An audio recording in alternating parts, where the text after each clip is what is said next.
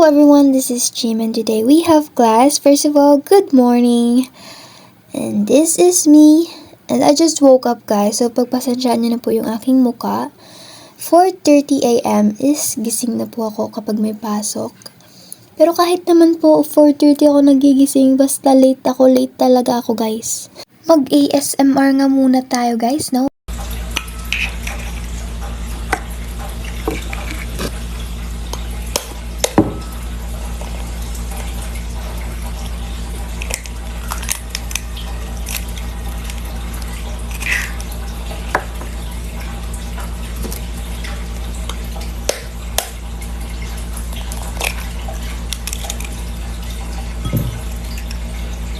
Tatlong itlog nga po yung niluto ko guys dahil hindi lang po ako yung kakain yan, pati na rin po yung kapatid ko, si mama at si papa po. Kaya ayun, marami po yung itlog. Syempre, hindi naman pwedeng sarili ko lang yung lulutuan ko guys. Para naman pagising nila mamaya may breakfast na rin sila, diba?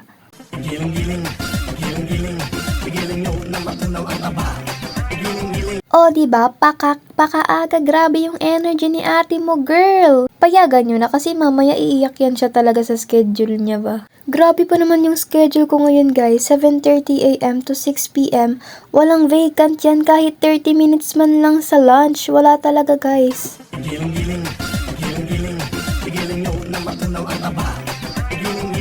Paano niya nakakayanan to, charot? Oh, ayan pa. Sige, i-push mo yan ate ko. Okay, tama na muna. Magluto ka muna ate ko. Mapapanis na yung itlog mo. At dito guys, titikman muna natin siya. And voila! Ang pangit ng lasa! Siyempre hilaw pa siya. Kapag luto yan, masarap na yan. Wow, wala, marunong na ako magluto. Pwede na mag-aschorot. Papatayin ko ng tatay ko. Bawal yan sa pamilya namin guys. Ang legal age sa pamilya namin is 30. Di ko inisip na mawawala ka. Akala ko ang habang buhay na kapiyong lahat na yata'y tinitry para sa'yo. Ngunit parang may pagkukulang ako.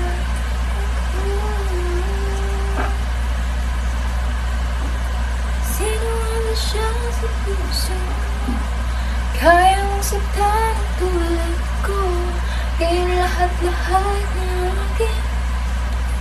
Ako lang ba yung may gusto na dinudurog yung itlog guys kapag piniprito siya? Huwag kayo maniwala dyan guys, hindi niya lang talaga mabuo yung itlog.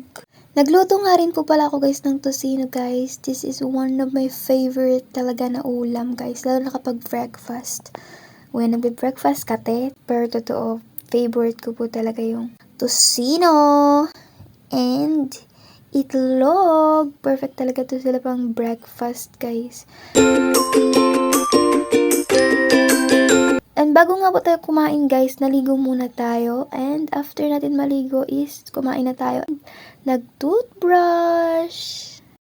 After ko nga pong mag-BS is umalis na rin ako agad. Hindi ko na naipakita yung aking suot pero naka-university shirt po ako. And inantay din ako nitong dalawang to. O diba, kaaga-aga. Ang dami nilang bit-bit na chismis.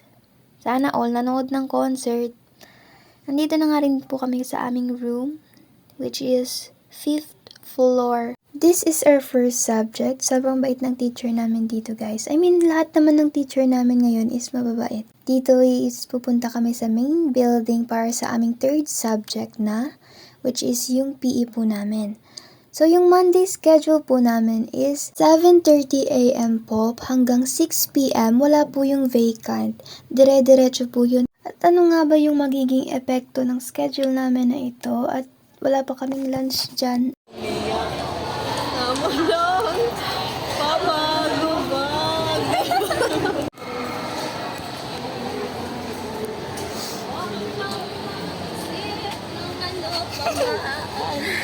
Ikadua.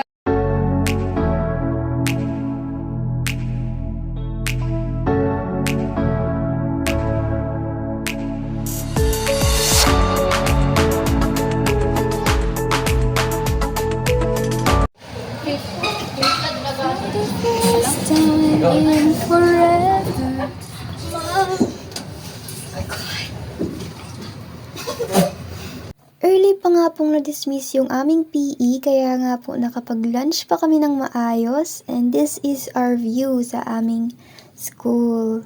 Magandang tumambay dito guys, at lalo na sobrang hangin talaga dyan. Kaya lagi rin nakabukas yung aming bintana kasi yun yung nagsisilbing electric fan namin dyan sa room. This is our 8th subject. Bumili muna kami ng foods dahil nagugutom kami. Oh my God!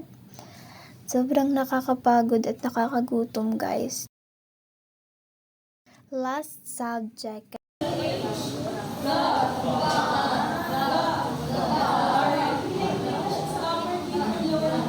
Diba, nakikita niyo naman sa mga kaibigan ko kung ano yung epekto ng siyam na subject isang araw tapos walang vacant. Grabe ba, nabuang na sila guys. Grabe na to. Hindi na sila ma-stop. Ano sila, unstoppable. Hindi na sila ma-stop. Nandito nga guys is uwian na namin guys. So that's all for today guys. Thank you for watching. Love you all. Bye. See you on my next vlog.